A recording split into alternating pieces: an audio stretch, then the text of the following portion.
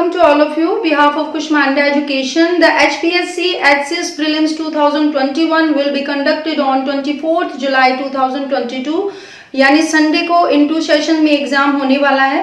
The exam was earlier scheduled on July 10th 2022. तो थोड़ा सा टाइम आपको रिवीजन के लिए और मिल गया है.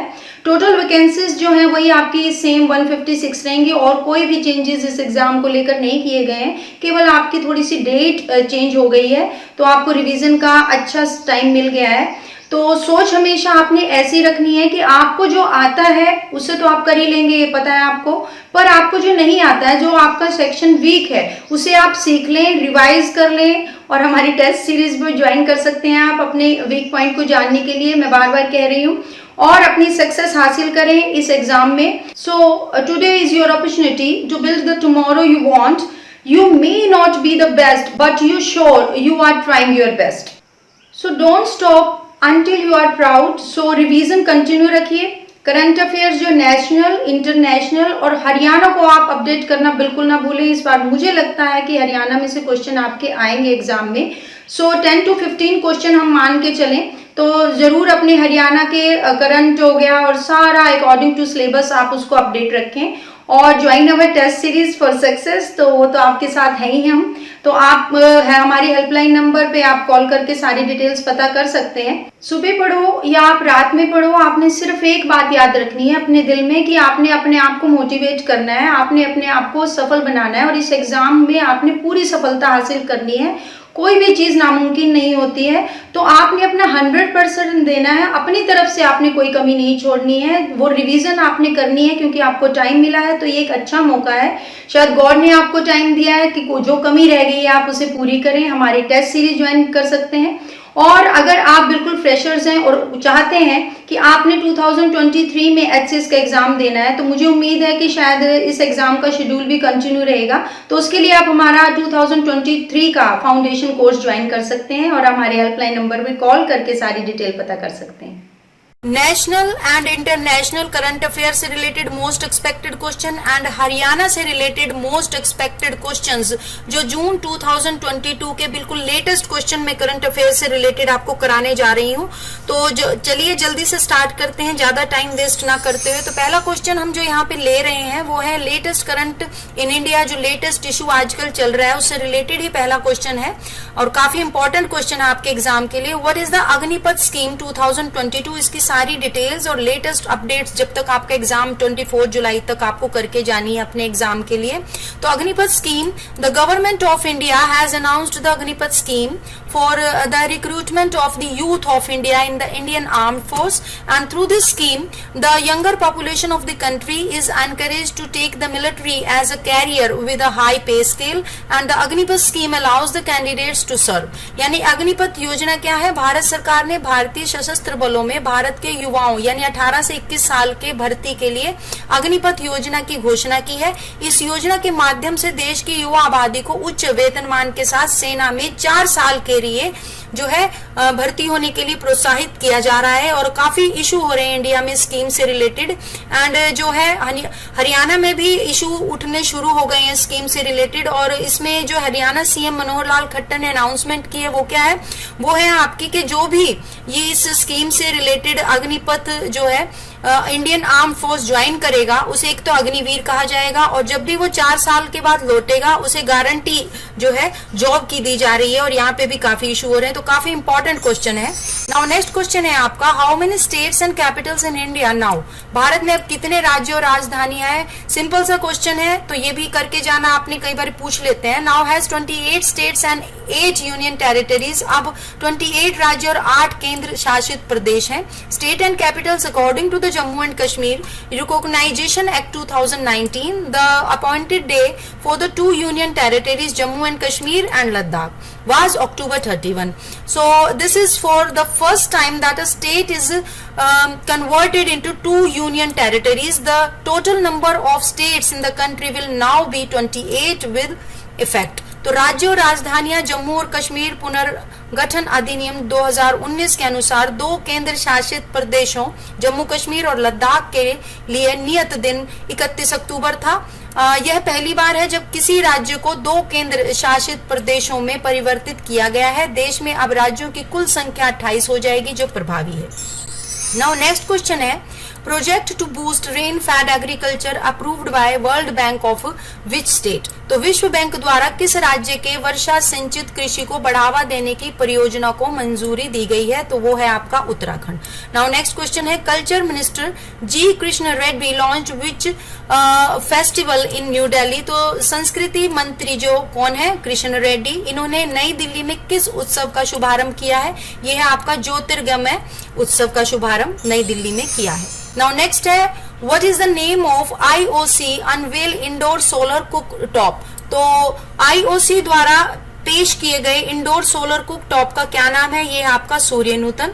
Who launched an Indian communication satellite? भारतीय संचार उपग्रह किसने लॉन्च किया, ये है आपका एरियन स्पेस ने लॉन्च किया है। 2 communication satellites from Malaysia and India will be launched into geostationary orbit by the European Space Agency। उसका क्या नाम है, एरियन स्पेस। तो मलेशिया और भारत के 2 संचार उपग्रहों को यूरोपीय अंतरिक्ष एजेंसी एरियन स्पेस द्वारा भूस्थिर कक्षा में लॉन्च किया गया। काफी इंपॉर्टेंट क्वेश्चन मैं करा रही हूँ, तो बहुत ध्यान से आप ये नोट भी कर सकते हैं, और मैं PDF भी दूंगी आपको लिंक में, वो भी आप शेयर कर सकते हैं और डाउनलोड कर सकते हैं। Name the Indian communication satellite successfully launched by ISRO. तो इसरो द्वारा सफलतापूर्वक लॉन्च किए गए भारतीय संचार उपग्रह का नाम क्या है, ये आपका GSAT-24 इसका नाम है। New space India limited NSIL launched GSAT-24 following the space reform, leasing the entire satellite's capacity to direct to home यानी DTH service provide Tata Play. This was the company's first demand driven communication satellite mission. तो new space India limited जो है ने GSAT-24 launch किया है and आंतरिक सुधारों के बाद डायरेक्ट टू होम यानी DTH सेवा प्रदाता टाटा प्ले को संपूर्ण उपग्रह की क्षमता को पट्टे पे यानी लीज पे दे दिया गया। किसको, टाटा प्ले को। तो यह कंपनी का पहला मांग संचालित संचार उपग्रह मिशन था। नाउ नेक्स्ट क्वेश्चन है, Who becomes first female president of FICA? फीका की पहली महिला अध्यक्ष कौन बनी है, लीजा स्टॉलेकर जो है पहली अध्यक्ष बनी है। Former Australia cricketer Lisa Sthalekar has become the first female president of the federation of international cricketers association यानी FICA, the sports international players association. Australia की पूर्व क्रिकेटर लीजा स्टॉलेकर खेल के अंतर्राष्ट्रीय खिलाड़ी संघ federation of international cricketers association यानी FICA की पहली महिला अध्यक्ष बन गई है। इंपॉर्टेंट क्वेश्चन है। नाउ नेक्स्ट है, what is the India rank by Coursera global skill report 2022। तो कोर्सेरा ग्लोबल स्किल रिपोर्ट 2022 द्वारा भारत को कौन सा स्थान है मिला है, तो वो है आपका 68 रैंक है भारत की। द ग्लोबल स्किल रिपोर्ट्स यानी GSR 2022 by Coursera states that India's proficiency in data science has reduced from 38% in 2021 to 26% in 2022, leading to a 12th rank drop. In terms of overall skill proficiency, India has slipped 4 places to be ranked 68th globally and 19th in Asia. Coursera द्वारा वैश्विक कौशल report जो है 2022 में कहा गया कि data विज्ञान में भारत की दक्षता 2021 में 38% से घटकर कितनी हो गई है, 26% हो गई है, जिसमें जो है 12th रैंक की गिरावट आई है। समग्र कौशल दक्षता के मामले में भारत वैश्विक स्तर पर कौन से स्थान पे है, 68वें, और एशिया में कौन से स्थान पे है, 19वें स्थान पर, यानी 4 स्थान भारत जो है नीचे खिसक गया है। नेक्स्ट क्वेश्चन है, who receives the immunization champion award by UNICEF. UNICEF द्वारा प्रतिरक्षण चैंपियन पुरस्कार किसे प्राप्त हुआ है, रेडियो जॉकी उमर निसार जो आरजे हैं उमर, उन्हें प्राप्त हुआ है। एंड फ्रॉम ये बिलोंग करते हैं साउथ कश्मीर से। Has been awarded the first best content award and the immunization champion award by United Nation International Children's Emergency Fund यानी UNICEF at the annual radio for child 2022 award in Mumbai Maharashtra. दक्षिण कश्मीर के radio jockey Umar Nisar को मुंबई में महाराष्ट्र में वार्षिक radio for child 2022 award से संयुक्त राष्ट्र अंतर्राष्ट्रीय बाल आपातकालीन कोष यानी यूनिसेफ द्वारा सर्वश्रेष्ठ सामग्री पुरस्कार और प्रतिरक्षण चैंपियन पुरस्कार से सम्मानित किया गया है। नाउ नेक्स्ट क्वेश्चन है, how many sea ports are there in India? भारत में कितने बंदरगाह हैं अभी? There are 13 major sea port in India. भारत में 13 प्रमुख बंदरगाह हैं। There are more than 180 minor ports that handle a huge volume of traffic, one of the largest natural ports in India and in the Mumbai Port Trust, formerly known as Bombay Port Trust. The 13 seaports include Kochi Port in Kerala. 180 से अधिक छोटे बंदरगाह हैं जो भारी मात्रा में यातायात को संभालते हैं। भारत में सबसे बड़े प्राकृतिक बंदरगाहों में से एक मुंबई पोर्ट जो ट्रस्ट है, पूर्व में बॉम्बे पोर्ट ट्रस्ट के रूप में भी ये जाना जाता है। 13 बंदरगाहों में केरल में कोची बंदरगाह भी शामिल किया गया है। नेक्स्ट है, in which state situated IUCN designates Aravalli biodiversity park in 2022? किस राज्य में IUCN ने 2022 में अरावली जैव विविधता पार्क नामित किया गया है? ये आपका गुरुग्राम में जो है किया गया है। And the Aravalli biodiversity park in Gurugram Haryana has been declared as India's first other effective area based conservation measure यानी OECM साइट। हरियाणा में गुरुग्राम में अरावली जैव विविधता पार्क को भारत का पहला अन्य प्रभावी क्षेत्र आधारित संरक्षण उपाय जो OECM साइट घोषित किया गया है। Who appointed as Chancellor of Rai Sports University? तो राई स्पोर्ट्स यूनिवर्सिटी के चांसलर के रूप में किसे नियुक्त किया गया है? कपिल देव को नियुक्त किया गया। Appointed as chancellor of Rai sports university यानी कपिल देव बने राई स्पोर्ट्स यूनिवर्सिटी के चांसलर। तो the Haryana government has appointed cricket legend Kapil Dev as the first chancellor of sports university Rai जो सोनीपत में है। The Haryana assembly recently established Haryana's first sports university at Rai. Kapil Dev was the captain of India's 1983 cricket world cup winning team. तो हरियाणा सरकार ने cricket के दिग्गज कपिल देव को खेल विश्वविद्यालय राई जो सोनीपत में है पहला चांसलर नियुक्त किया है। हरियाणा विधानसभा ने हाल ही में राई को हरियाणा के पहले खेल विश्वविद्यालय की स्थापना यहाँ पे की है। तो कपिल देव भारत की 1983 क्रिकेट विश्व कप विजेता टीम के कप्तान थे। नेक्स्ट है, how many players from Haryana honoured with Bhim award? तो हरियाणा के कितने खिलाड़ियों को भीम पुरस्कार से अभी हाल ही में सम्मानित किया है? ये आपके 52 प्लेयर्स हैं फ्रॉम हरियाणा के, इंक्लूडिंग कौन कौन है इनमें? नीरज चोपड़ा हो गया, मनु भाकर हो गए, सिंहराज हो गए एंड सविता पुनिया होगी, गुगा पहलवान सहित जो हरियाणा के कितने खिलाड़ी हैं 52 खिलाड़ियों को भीम अवार्ड से सम्मानित किया गया है। नाउ नेक्स्ट क्वेश्चन है, इंडियाज अनएम्प्लॉयमेंट रेट जो है rise to 7.83% in April, which state tops in the list? तो अप्रैल में भारत की बेरोजगारी दर बढ़कर कितनी हो गई? 7.83। लेकिन सूची में कौन सा राज्य सबसे ऊपर है? तो unemployment rate was the highest, Haryana सबसे ऊपर है। कितने पॉइंट लेके? 34.5%। तो followed by Rajasthan at 28.8% and Bihar जो है थर्ड जो है पोजीशन पे है, ये है आपका 21.1% एंड जम्मू एंड कश्मीर जो है 15.6%। तो इस तरह हरियाणा में बेरोजगारी दर सबसे अधिक है क्योंकि कितने दिनों से एग्जाम नहीं हो रहे हैं और HCS एग्जाम तो अभी कितनी बार पोस्टपोन हो रहा है, फिर हो रहा है, काफी कंफ्यूजिंग जो है सिचुएशन हरियाणा में। तो बेरोजगारी दिन पे दिन बढ़ती जा रही है। तो 34.5 जो परसेंट जो है इसकी रेशियो है। इसके बाद राजस्थान, फिर उसके बाद बिहार, फिर जम्मू कश्मीर जो है, इस तरह से ये रेटिंग इन्हें दी गई है। तो हरियाणा सबसे ऊपर।